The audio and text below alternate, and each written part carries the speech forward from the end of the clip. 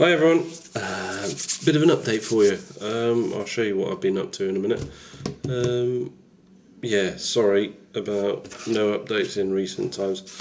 Having real problems with my computer, so it's going to be a bit sporadic in the near future, but hopefully sort it all out and get back to normal. Yeah, sort of not got huge amounts done. I'm sort of tying up a load of stuff and bits and pieces.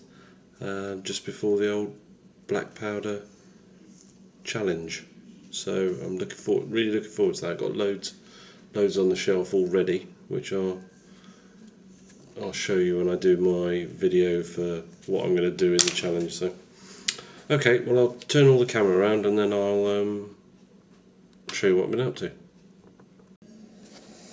Right, here we go. Right, I'll show you what I've been up to in a sec. But I thought this is what I read while I was away on holiday, and I thought I'd show you. And I forgot to mention it. It's a novel. Well, not a novel. It's a factual book based on the Rifles and their experience with Wellington. And I have to say, whether it was because I read it while I was in Spain, and the majority of the book's about when the Rifles were in Spain and stuff. Let's see if we can adjust that light a bit, get that out of the way. Yeah, it's got some. It's a really interesting read. It's got lovely maps, some nice history, and basically it tells a story from the beginning of the Peninsular War all the way through, and then on to Waterloo. Waterloo, to be fair, it's in the very last chapter, but he basically, there's the guy Mark Urban. What he does, he tells the story of the whole Rifles in the Peninsula by picking out 6 or 7 soldiers and then finding out their history and everything and going through, and you actually follow these 6 or 7 through the whole of the peninsula and then on to Waterloo. You find out what all happens with them, and then he does a brief summary at the end what happens to them. It's actually really, really interesting.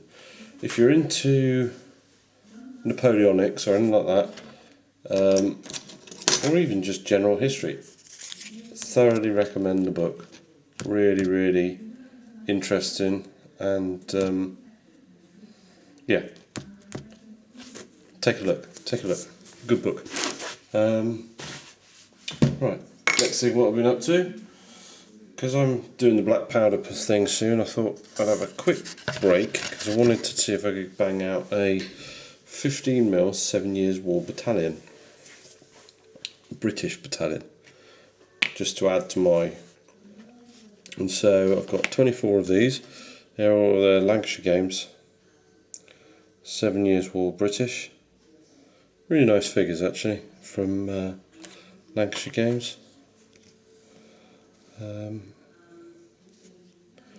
Yeah, and so what I've got, this is the one I was testing earlier. So I basically blocked all the reds out, blacks and brown for the musket and hair and stuff. And so now I was on, because this is going to be the 8th Regiment of Foot that fought in the 7 Years War, and they have blue turnbacks, blue cuffs and blue lapels. So what I've been doing, I've been choosing a blue. I've been testing the blues out to see which one I want to use for the base blue. But yeah, so that's where I've got to with that. Quite enjoying doing these 15mm. It's sort of quite a lot quicker than the old 28. But yeah, and the next thing I'll be doing a load of terrain, which, if you bear with me, I shall grab the camera and we will go and see what I've been up to. Because what I did, if you see that, there's my terrain board. This is one of my terrain boards. You may have seen this in previous videos. Let's see if we can do a bit of zoomage. What I do, I've taken it out because I want to do a bit of a World War II thing, and I was trying to do stuff with it, and then I realised, you know what, I haven't touched this for years and years and years and years, and it's all looking a little bit tired and a little bit jaded. So what I'm trying to do, I'm trying to spruce it up a bit. If you notice, I've done the paths here, all around here, because you see the colour differences in the fields. So those roads there still need a bit of work. Just going, and what I'm going to do, these, because these were my original bocage. If you have a look, I never got round to actually painting the stones and stuff. So what I want to try and do is just get a load of paint on them as well, just to tart it up. And what I've been doing, go around here a bit. You notice I've been taking loads of trees out. Because I've got a lot of trees on the board, like over there. But what I'm doing, I'm gradually taking them out, and I'm taking them out here. And if you notice, there's a load here as well. And what I'm doing, I am putting them all on their own basis. Sorry about the light.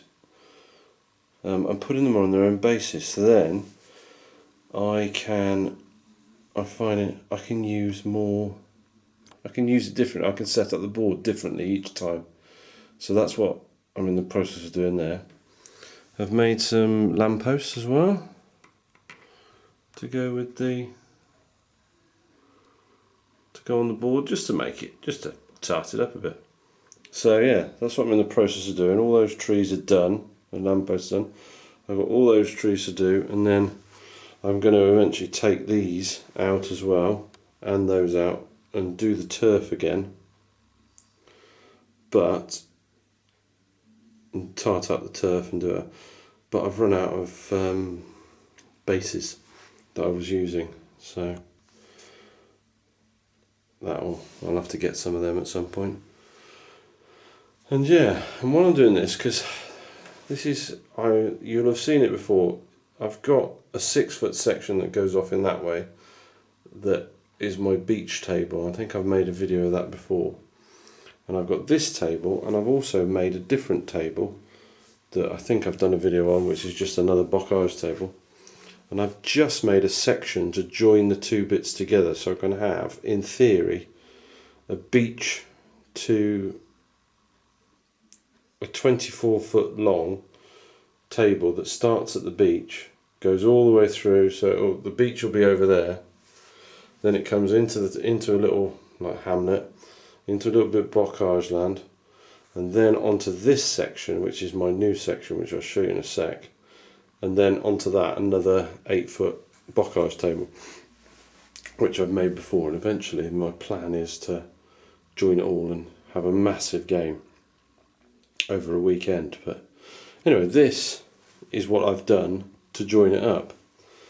Me and some friends were at Salute, and we got this Pegasus bridge that has been in the box since Salute until 2 days ago. And it's 15mm Pegasus bridge from Warbases. Now normally it comes, that's the set there. So you get the bridge, and it's a working bridge as well, it's quite funky, it lifts up and down. So there's that, and it's a lovely, lovely model. Lots and lots of detail on it.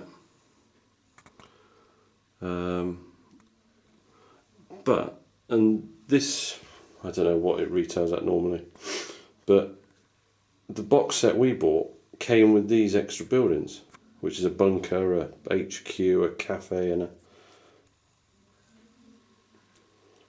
think it's supposed to be a schoolhouse, that one in the centre there. That's the cafe, that's the HQ, and that's the bunker. And this, I think it normally retails about 90 quid, but they had it for 45 quid. So me and a couple of friends chucked in 15 quid each and got it between us. So this, and then I made this table here. This is going to be a canal down the middle. So let's go out. That's going to be a canal joining that, and then I'm going to have a little town and then on into there. So I made that bit today, and then last couple of days I've been building all these buildings. And this bridge is really good because it has a really good booklet, 6-page booklet on how to build it, really detailed, shows you everything. Those, on the other hand, had nothing. So it was all a bit of trial and error, seeing what's going on, and then fitting it together dry completely, and then taking it all apart. So it was a bit fiddly, but they're all together. And just as a sort of matter of scale for you, what I've done, let me set the camera up for you again. There we go. It's a matter of scale. This old Pegasus bridge. This is actually a 15mm scale bridge. This is the scale for it. So that's a Flames of War Sherman and a Flames of War British infantry base.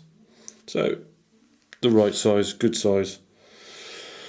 Now, I think this works well. There's a 20mm infantryman, 172nd, and a 172nd 20mm Sherman. Now, to be fair, I think that works just as well. So the handy thing is we'll be able to use it, I think, for both scales, because it goes 20mm tank goes under it easily. Really good, really chuffed with it. Lovely detail in it.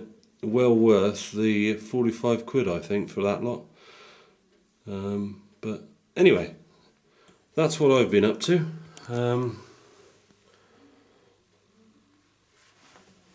That's what I've been up to in the last week or so. But I'm hoping to get some stuff done in the next couple of weeks, but before the black powder. But I'm not overly optimistic because Rugby World Cup starts on Friday, and I'm a big rugby fan, so I'll be watching a lot of that. Anyway, rambling now. So hope you're all doing well. Hope everything's going well with all your projects, and I will speak to you all soon. Bye.